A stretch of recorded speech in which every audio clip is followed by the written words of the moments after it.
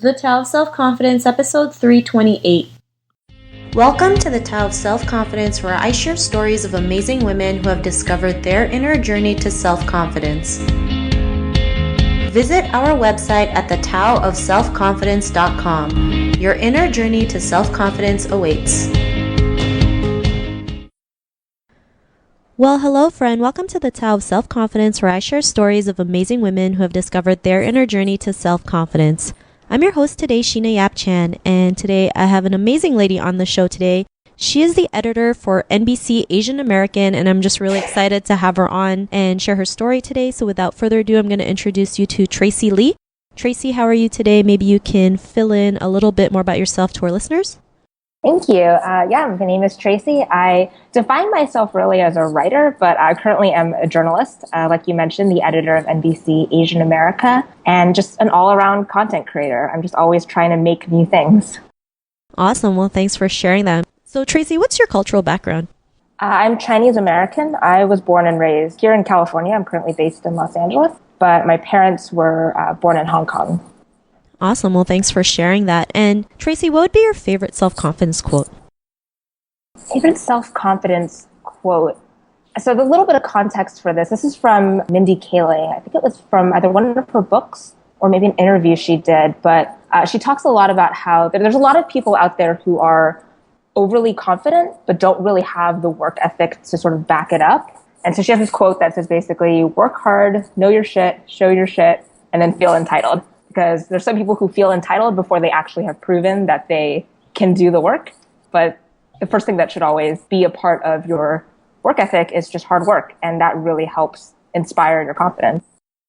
Thanks for sharing that. I totally agree, because there's a lot of people out there who have they look confident, right? But a lot of them just kind of talk to talk and don't do anything about it, right? And it's just this external confidence, not realizing they have to work from the inside, right? Work on themselves, work hard, learn to have that mindset to be positive and be able to keep on going, even if there's things that things that fall apart or you have a bad day. So I really like that quote that you mentioned by Mindy Kaling.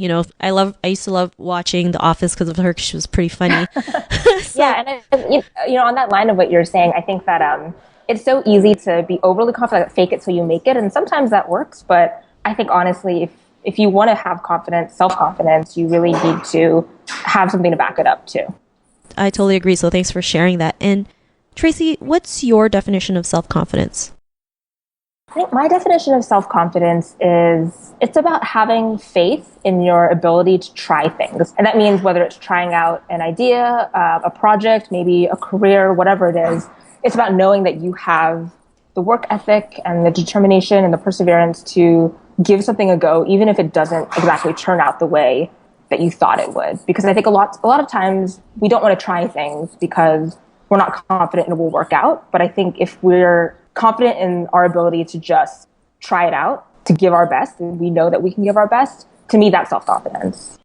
I like that definition that you mentioned, especially, being an Asian woman. It's we're so afraid to try anything. For the main thing is we're afraid of failure, because we've been programmed from school. It's if you fail, it's the biggest thing you would ever do to shame your parents or your family. And it's you have to realize failure is a part of life, right? Because it teaches us something. It helps us become a stronger person and be more confident and have that courage to keep on trying regardless of what happens, right? I mean, Thomas Edison found 10,000 ways for a light bulb not to work. I mean, if he can go through that, we should be able to go through it no matter what happens, especially if we believe in what we do. So I really love that definition that you mentioned. And Traci, what was your life like before your discovery of self-confidence?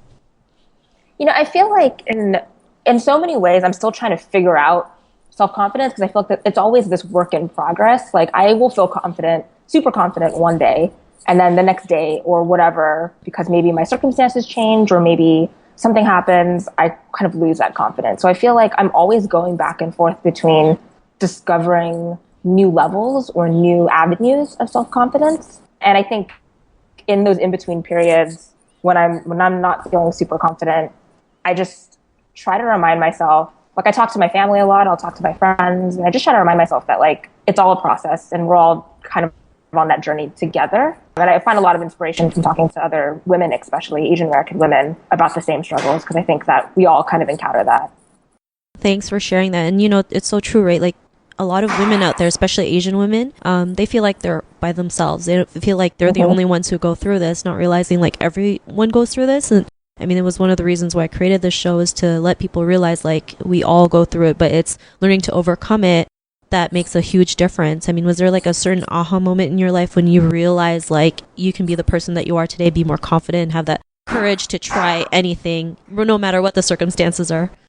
I was thinking about this recently for, just in my own blog. I often think about these kind of topics a lot. And, my freshman year in high school, I was really into drama. I did a lot of theater. And I had this drama teacher in high school who encouraged me to sign up to audition for an advanced drama class for the next year.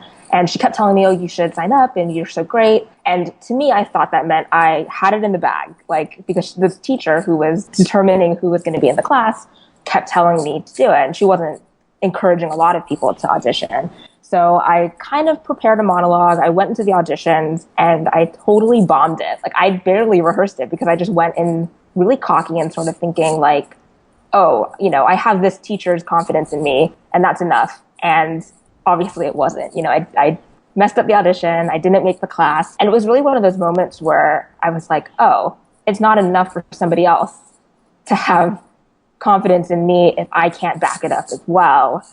And like, it's a lesson that I feel like once you hear it, it's like, duh, of course. But I think going through that, and I was 14, 15 years old, thinking that I was very confident in my abilities, but I really wasn't. I was sort of coasting off of somebody else's confidence in me. And that's not self-confidence. And that's not something that you can really sustain to help you in your career, in your life. Thanks for sharing that. And I think, sometimes our ego gets in the way, right? Like when you mentioned your teacher, told you to sign up, you just thought you had it, right? And then when you went up, you probably felt like, oh my God, what did I just do? I definitely thought it was like, oh, I'm totally set. I don't need to even try, but that's not the case. Yeah. And, sometimes things don't work out as how you see it, right? But I mean, all these things happen for a reason. That happened for you because you realize like, you got to work on yourself to be that, true confident person within you so that it can show later on. And, because of that realization, what's your life been like now?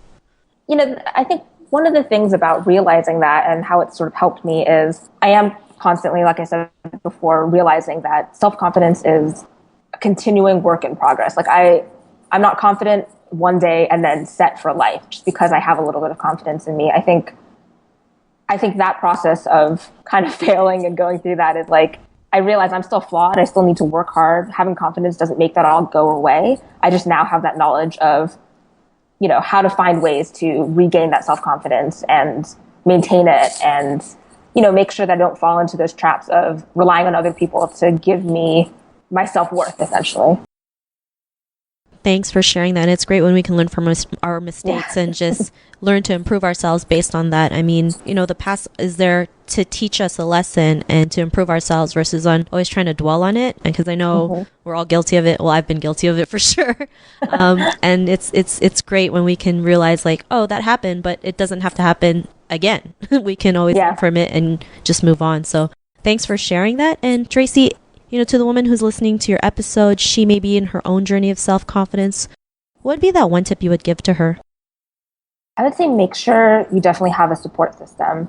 I have those one or two friends who I know I can rely on to hear me out when I need to rant about work, projects, or when I feel like a failure somehow. And I know that they know that they can rely on me for the same thing. I think if I didn't have that, I would spend a lot of time wallowing and not really productive in learning from those mistakes that I mentioned earlier. I think having people that you can just sort of vent to is very helpful in order to help you on that journey.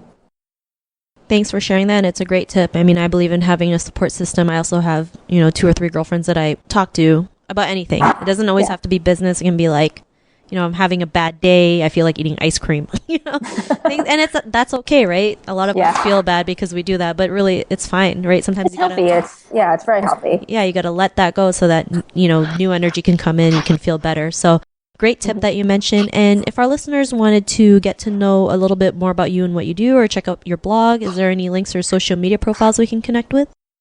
Yeah, so you can find me on every social media platform at Traci G. Lee. So it's Traci G. Lee.